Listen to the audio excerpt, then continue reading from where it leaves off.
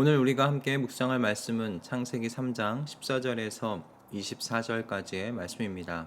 창세기 3장 14절에서 24절까지의 말씀입니다. 주 하나님이 뱀에게 말씀하셨다. 내가 이런 일을 저질렀으니 모든 집짐승과 들짐승 가운데서 내가 저주를 받아 사는 동안 평생토록 배로 기어다니고 흙을 먹어야 할 것이다.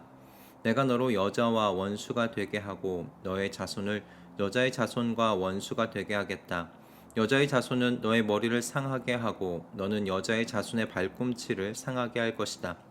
여자에게는 이렇게 말씀하셨다. 내가 너에게 임신하는 고통을 크게 더할 것이니 너는 고통을 겪으며 자식을 낳을 것이다. 내가 남편을 지배하려고 해도 남편이 너를 다스릴 것이다. 남자에게는 이렇게 말씀하셨다. 내가 아내의 말을 듣고서 내가 너에게 먹지 말라고 한 그 나무의 열매를 먹었으니 이제 땅이 너 때문에 저주를 받을 것이다.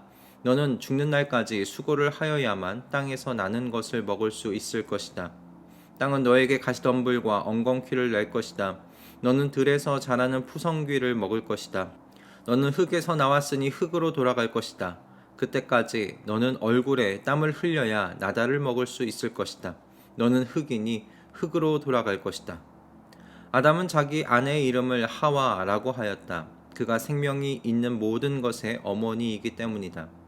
주 하나님이 가죽옷을 만들어서 아담과 그의 아내에게 입혀주셨다. 주 하나님이 말씀하셨다. 보아라, 이 사람이 우리 가운데 하나처럼 선과 악을 알게 되었다. 이제 그가 손을 내밀어서 생명나무의 열매까지 따서 먹고 끝없이 살게 하여서는 안 된다. 그래서 주 하나님은 그를 에덴 동산에서 내쫓으시고 그가 흙에서 나왔으므로 흙을 갈게 하셨다. 그를 쫓아내신 다음에 에덴 동산의 동쪽에 그룹들을 세우시고 빙빙 도는 불칼을 두셔서 생명나무에 이르는 길을 지키게 하셨다. 아멘. 오늘날 세상은 점점 찢어지고 아파하는 세상이 되어가고 있습니다. 지구촌이라 불리는 세계는 그저 이동 거리만 가까워졌을 뿐 마음의 거리는 점점 더 멀어지고 있는 것 같아 보입니다. 이웃 나라를 생각할 마음의 여력이 없어 보였기 때문입니다. 어떻게든 내 나라만 잘 되면 그만입니다. 나로 인해 이웃 나라가 피해를 보아도 상관없어 하는 것만 같습니다. 이런 관계의 축소판이 개인 대 개인의 관계로도 보이고 있어요. 개인 대 개인도 그리 달라 보이지 않기 때문입니다.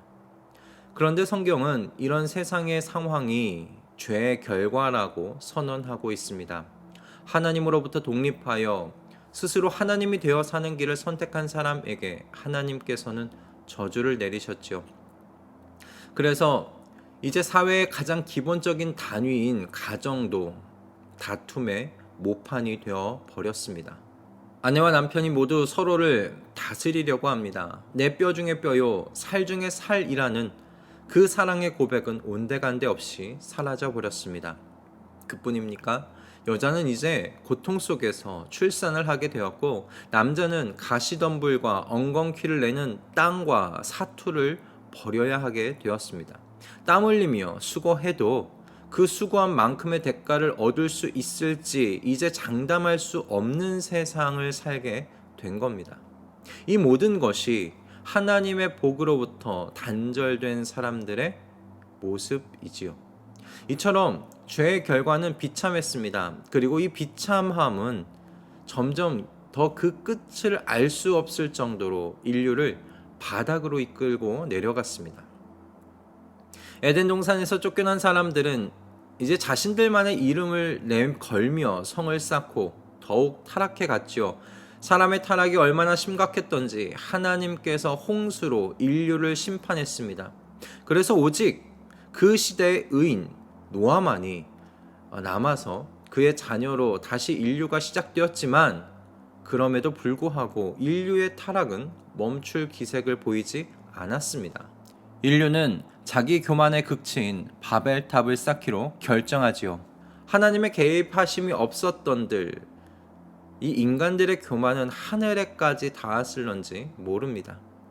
이와 같이 하나님을 떠난 사람은요, 하나님과 단절되었을 뿐만 아니라 이제 그들 스스로는 도저히 하나님을 찾을 수 없는 상황에 이르렀음을 성경은 독자들에게 이와 같은 이야기로 전달해주고 있습니다.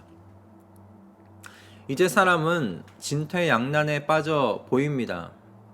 그 스스로 타락해서 이제 스스로 하나님을 찾을 수 없게 되었을 뿐더러 오늘 본문 24절을 보면 하나님께서는요, 에덴 동산으로 향하는 길에 천사들을 세우시고 불칼을 주셔서 더 이상 죄인이 들어올 수 없도록 막아두셨습니다. 이제 하나님과 사람 사이에는 점점 더 그 거리가 멀어져만 가는 것 같아 보입니다. 이런 사람에게 희망은 있는 걸까요? 네, 이 이야기 속에 그 희망의 빛 한 줄기를 주님께서 비추어 주셨습니다. 아무런 희망의 빛도 보이지 않는 것 같은 암흑 속에 하나님 자신께서 희망이 되어 주셨습니다. 하나님께서 직접 하나님께로 돌아올 길을 준비하여 주고 계심을 오늘 이 본문 속에서 볼 수 있습니다. 오늘 말씀을 보십시오. 하나님께서는 인류를 죄 가운데 빠지게 유혹했던 그 사단의 머리를 여인의 후손이 상하게 만들 것이라고 말씀하십니다. 그렇게 사단의 심판을 선고하십니다. 이 심판의 선고는요, 사단의 세력을 끝장내실 메시아의 탄생을 예고하는 것이죠.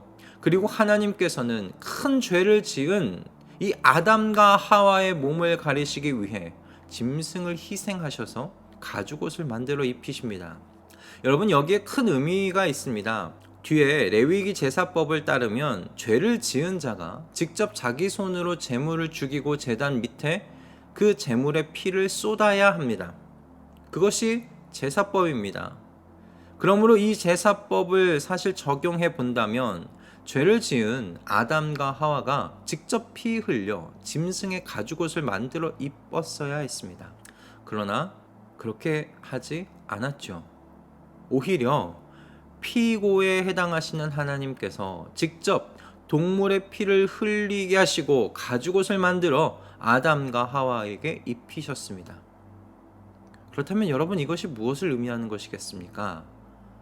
저는 십자가 위에 예수 그리스도를 이 이야기가 미리 전해주고 있다고 생각합니다. 인류의 죄를 위해 인류 전체가 피를 흘리지 않았습니다. 오직 한 분 하나님의 아들 예수 그리스도께서 피를 흘리셨습니다. 그리고 그 아들을 믿는 사람들에게 아들의 죽음과 부활로 만들어진 그 의의 옷을 입혀주십니다. 할렐루야. 여러분, 이제 하나님의 아들을 믿는 사람들은요, 더 이상 죄의 노예적인 삶에 매여 사는 사람들이 아닙니다. 저주의 그늘 아래 살아가는 사람들 아닙니다. 예수 그리스도의 의의 옷을 입고 예수님과 함께 이제 하나님의 나라를 유산으로 받은 사람들입니다.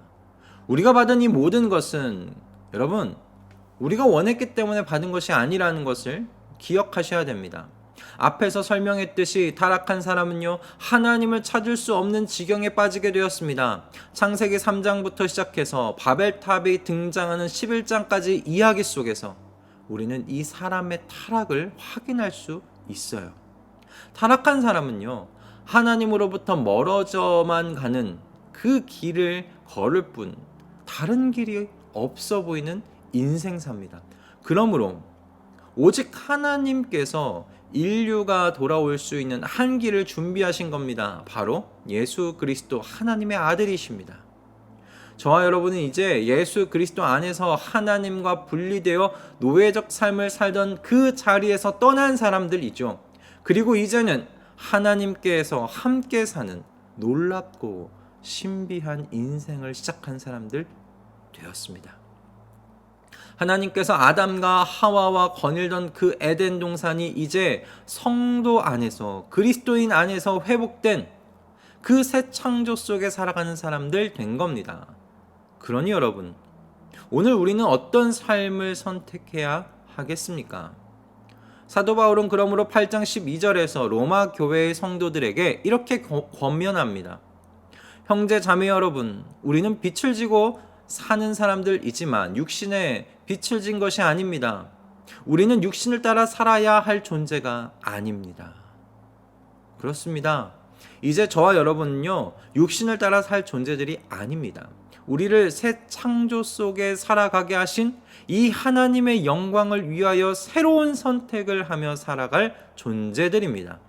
오늘 하루 그러므로 어제와는 다른 선택을 하며 살아가겠다고 결단하며 하루를 시작할 수 있기를 소원합니다. 육신의 욕심과 욕망을 따른 선택이 아니라 하나님의 영의 인도함을 받아 선택하며 살아가는 이 한날 되겠다고 결단의 기도를 올려드리며 하루 시작하는 저와 여러분 다 되실 수 있기를 주님의 이름으로 축복합니다. 할렐루야. 기도하겠습니다. 주님, 창세기 3장부터 11장까지 스스로 하나님의 자리에 올라선 사람들은 그 끝을 알 수 없을 정도로 타락해버렸습니다. 그래서 스스로는 절대로 하나님을 찾을 수 없을 정도로 타락해버렸습니다. 그러나 긍휼과 사랑이 풍성하신 하나님께서 주님께 돌아갈 한 길을 준비하여 주셨으니 바로 하나님의 아들이신 예수 그리스도이십니다. 이제 하나님과 함께 사는 에덴 동산의 길을 막던 불칼은 예수 그리스도로 말미암아 사라졌습니다. 이제는 하나님께서 하나님의 자녀들 안에 들어와 함께 살고 계십니다. 새 창조가 일어난 것입니다. 주님, 창세기 3장의 분위기와는 너무나 다른 신비한 은혜의 삶을 살게 해주신 주님을 찬양합니다. 그러니 주님, 이 구원의 신비와 감격으로 오늘 하루 육신을 따른 욕망의 삶이 아니라 하나님의 영을 따른 영광의 삶을 선택하도록 인도하여 주시옵소서. 우리에게 주신 모든 것에 감사드리오며 우리 주 예수 그리스도의 이름으로 기도드립니다. 아멘.